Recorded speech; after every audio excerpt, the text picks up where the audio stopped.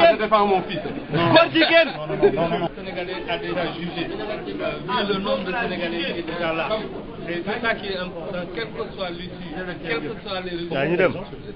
Je suis là pour manifester avec toute la communauté sénégalaise et africaine même, manifester notre solidarité pour Souleymane Jules. Je crois que ce que je disais tantôt, le peuple sénégalais a tranché de par même sa présence. Nous sommes venus de partout, des États-Unis, de l'Europe, de l'Afrique. En tout cas, nous avons été Souleymane Jules et nous-mêmes nous avons été. Qu'est-ce que ça vous fait Non, nous n'avons pas de crainte. Je viens de dire, quel que soit l'issue, ce qui est important, c'est le jugement que le peuple va faire. Vous êtes venu ici pourquoi exactement? Pour soutenir le journalisme et la cause derrière vous? Oui, c'est une bataille des institutions, c'est une bataille pour la liberté d'expression, que ce soit au niveau du Sénégal, au niveau de l'Afrique. Je dois préciser que je suis le président de la Nouvelle Vision africaine, qui n'est pas une organisation politique, mais qui s'est positionnée pour simplement défendre, promouvoir la démocratie en Afrique, promouvoir la liberté d'expression, promouvoir le partage des ressources.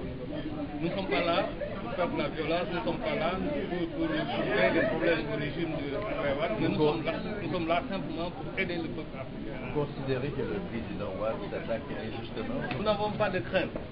Je viens de dire, quel que soit l'issue, ce qui est important, c'est le jugement que le peuple va faire. Vous êtes venu ici pourquoi exactement? Pour soutenir le journalisme et la cause derrière vous? Oui, c'est une bataille des institutions, c'est une bataille pour la liberté d'expression, que ce soit au niveau du Sénégal, au niveau de l'Afrique. Je dois préciser que je suis le président de la Nouvelle Vision africaine, qui n'est pas une organisation politique, mais qui s'est positionnée pour simplement défendre, promouvoir la démocratie en Afrique, promouvoir la liberté d'expression, promouvoir le partage des ressources. Nous ne sommes pas là pour faire de la violence, nous ne sommes pas là pour créer des problèmes au régime de Taïwan, mais nous sommes là simplement pour aider le peuple africain. Les moyens qui ont été débloqués, vu le cabinet qui a été recruté, vu les témoins qui sont venus, parce qu'il n'est pas normal, sur 12 millions de Sénégalais qu'il y ait un Béninois qui n'est pas du Sénégal, qui est le seul à venir témoigner. Moi, je pense. Donc nous n'avons pas de moyens. Nous aurons pu, comme je l'ai dit, négocier, mais je crois qu'à ce moment de l'histoire, nous sommes plus préoccupés pour sauvegarder notre vie. Quel que soit Alpha, je le dis encore, je suis Bokar Moutaba et président de Nouvelle Vision africaine. C'est une procédure engagée avec la famille présidentielle, puisque dans la procédure, le président de la République était engagé, il s'est retiré. La fille du président de la République, le fils du président de la République du Sénégal, sa fille, par l'intermédiaire de ses procureurs, m'a proposé, il y a quelques jours, un arrangement.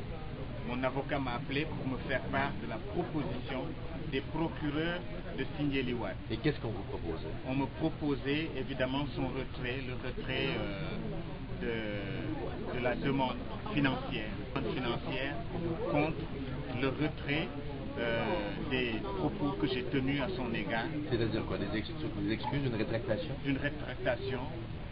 Je l'avais déjà fait. Dès le lendemain de la publication de ces mots, j'avais déjà dit que je regrettais d'avoir parlé d'une femme de cette façon. Mais il se trouve que moi, je vis au Canada. Il y a des journaux de la mouvance présidentielle qui insultent tout le monde, qui attaquent tout le monde. Moi, je ne peux pas aller dans mon pays pour porter plainte contre qui que ce soit, mais eux peuvent venir ici, payer un grand cabinet d'avocats, payer des avocats pour me poursuivre pour les propos que j'ai tenus. Quel type de propos avez-vous tenu?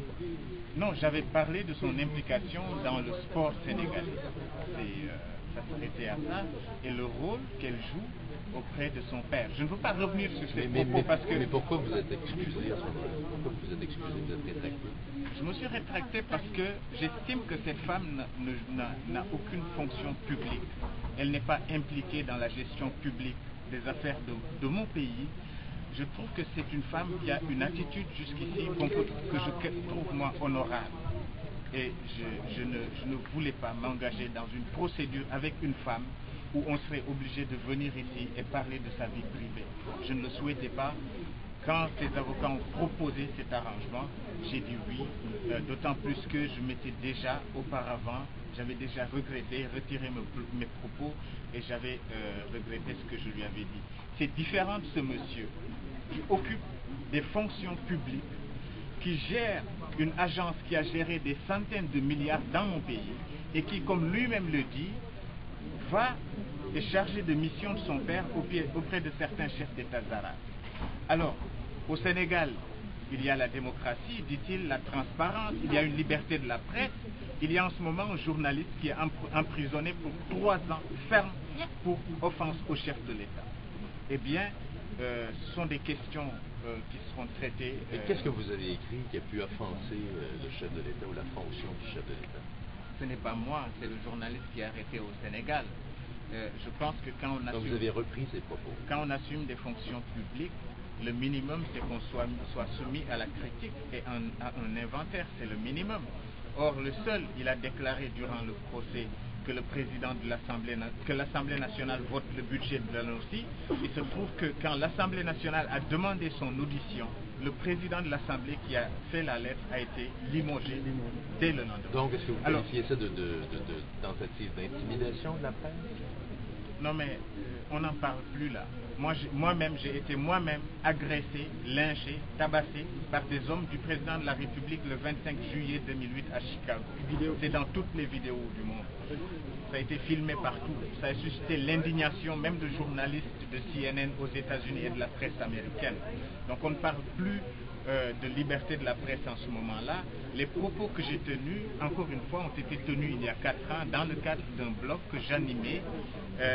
Les gens auront l'occasion de m'entendre sur tout ce que j'ai eu à dire et sur les contradictions de M. Karim Wade, puisque jamais je n'ai animé un blog alors que j'étais en France, puisque mon article a été publié le 5 août et son certificat qu'il dit avoir publié, qui n'a jamais été publié en réalité ce certificat. Il dit que j'ai parlé dans les télévisions sénégalaises, je n'ai jamais parlé dans les télévisions sénégalaises. Il dit que la presse africaine a repris mes blogs, aucune presse africaine jamais n'a repris mon blog. Il dit que la presse européenne a repris mes commentaires, jamais la presse européenne ne les a repris. La preuve, quand on lui a demandé de donner un exemple, il n'a pas été capable. Il a aussi dit que récemment, je suis revenu dans la presse sénégalaise sur mes propos concernant le trafic de devises. Je tiens à préciser que la dernière fois où j'ai parlé dans les médias sénégalais, c'était au sujet de Barack Obama, c'était début septembre 2008. Alors, il y a des contre-vérités comme ça qui ont été dites ici. Moi, ce qui m'intéresse, c'est que les gens qui sont venus à ce procès aujourd'hui se fassent une idée précise et une idée nette du côté d'où se situe la vérité. C'est ça qui m'incombe. Évidemment, une fois qu'on a engagé dans des procédures juridiques comme ça, on est enfermé dans les corsets de la loi, mais chacun ici peut se faire son propre jugement et fonder évidemment ses propres positions. C'est ça qui m'incombe et c'est ça qui m'intéresse. Merci.